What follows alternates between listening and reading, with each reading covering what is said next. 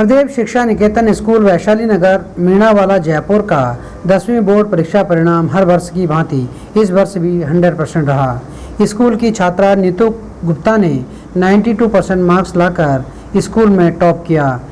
वैसे तो स्कूल के सभी छात्र छात्राएं फर्स्ट डिवीज़न पास हुए हैं। इस अवसर पर स्कूल संचालक भूपराम शर्मा और अतिथि अनूप सिंह शेखावत द्वारा सभी छात्र छात्राओं का सम्मान किया गया और सभी विद्यार्थियों को शुभकामनाएं दी गई और उनके उज्जवल भविष्य की कामना की गई।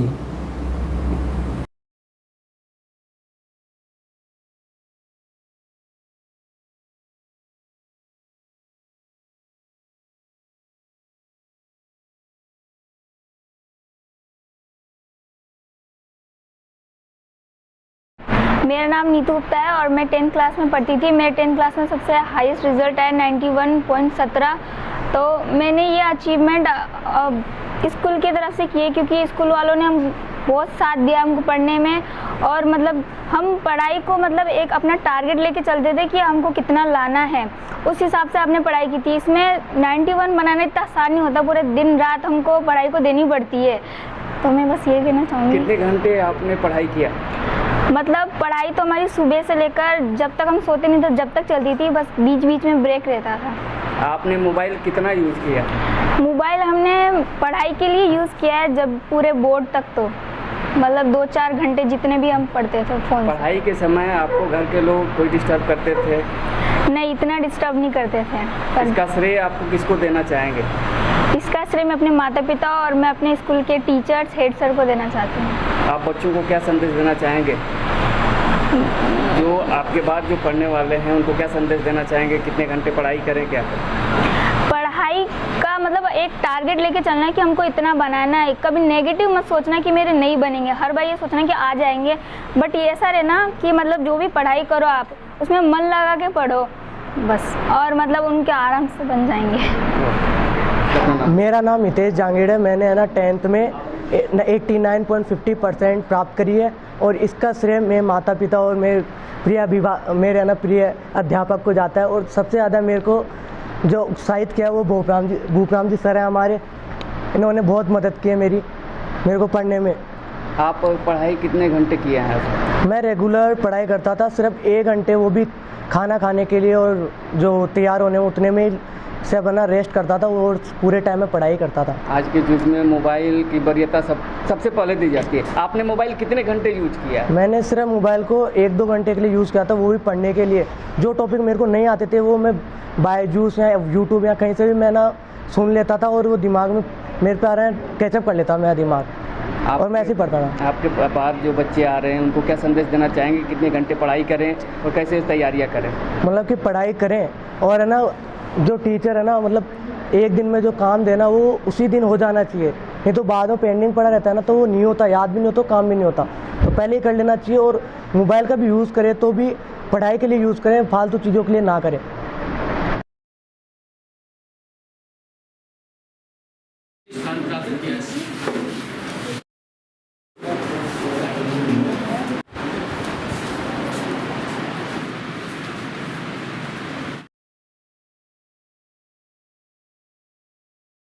संरक्षक और लोकप्रिय शिक्षा BSc और जो ग्रेजुएशन के जितने कोर्स हैं BSc अंक हासिल किया। पहले की पढ़ाई में आपके पढ़ाई में बहुत अंतर है। पहले हम लोग जब जाते थे तो पटरी पे लकड़ी का बनता था, आप लोग जाते हैं तो सबसे पहले कापी किताब मिलती है ना, और उस समय जो है लकड़ी के उस पर रगड़ करके लिखे जो मार्क्स आपका लिया अचीवमेंट है, इसी तरह से पढ़ाई करते रहिए और अच्छे नंबर के पास हो, लाइफ में तरक्की करें। हमारे उज्जवल भविष्य की कामना करते हैं। मेरा नाम भूपराम शर्मा है और विद्यालय का प्रिंसिपल एवं डायरेक्टर ऑफ हरदेव शिक्षा निकेतन स्कूल हूँ।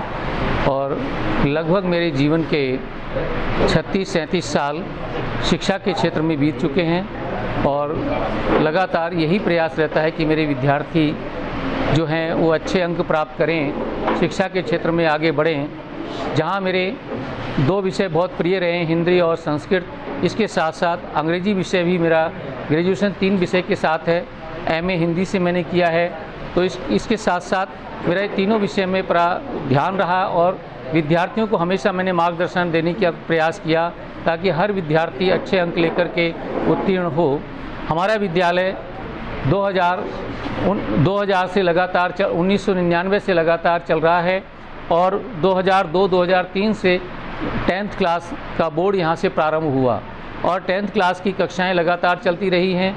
विद्यार्थियों के परीक्षा परिणाम जिसमें काफ़ी विद्यार्थियों ने अब तक गार्गी पुरस्कार प्राप्त किया और लास्ट ईयर जो कोरोना से पहले हमारे इस विद्यालय की एक छात्रा सोनाक्षी जहांगीर ने 90% अंक लेकर के विद्यालय के अब तक के रिकॉर्ड में सबसे प्रथम अंक स्थान प्राप्त किया था। इसके बाद जब ये आज कोरोना समाप्त हुआ और आज का जो सत्र 2022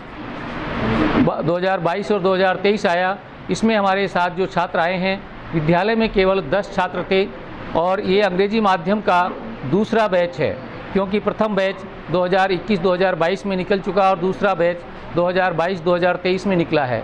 इस बैच की जो 10 छात्र थे, 10 छात्रों में सबसे अधिक अंक प्राप्त करने वाली छात्रा नीतू गुप्ता जी है जिसने 92% अंक प्राप्त करके प्रथम स्थान प्राप्त किया।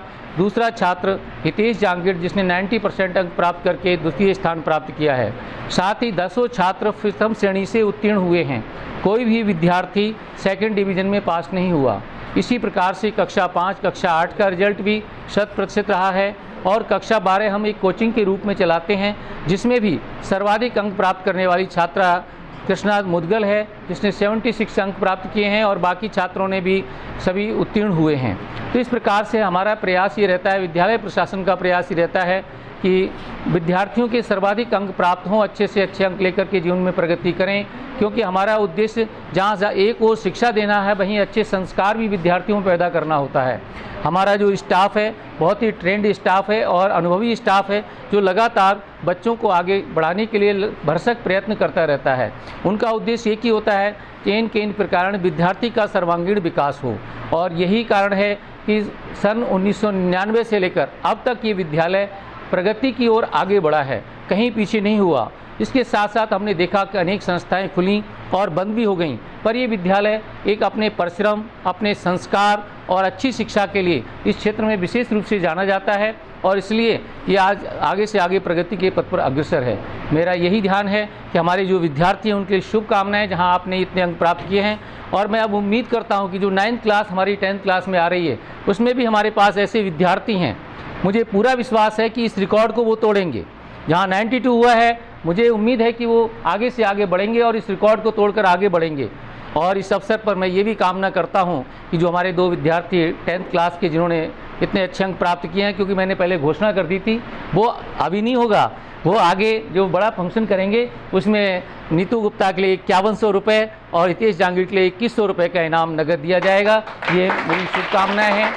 और क्योंकि मैंने पहले कह दिया था कि जो 90% तक लाएंगे, 90% से एबव होंगे, 95 से नीचे उनको 5100, 95 पर होंगे 11000 और 95 से ऊपर जाएंगे तो उनको 21000 का। तो जो बात कही हुई है उसका मैं पालन करूंगा और इन बच्चों को कोई हमारे मुख्य अतिथि जब आएंगे उस समय हम इसको फंक्शन करेंगे, उस समय आपको सम्मानित किया जाएगा। लेकिन एक छोटा सा फंक्शन था कि बच्चों का मनोबल बढ़े और वो आगे उत्साह के साथ आगे बढ़े। मेरी शुभकामनाएं कि आप विद्यालय में जहां आपने 10वीं पास किया, आप आगे प्रगति के पथ पर अग्रसर हों, ऊंचाइयों की ओर बढ़ें और आगे से आगे बढ़ते जाए, जीवन में ऊंचाइयों से आप प्रगति के पथ पर अग्रसर हों। पर एक ध्यान रहे, कहते हैं कि अपना अस्तित्व, अपनी औकात और गुरु की सौगात को कभी नहीं भुलाना चाहिए।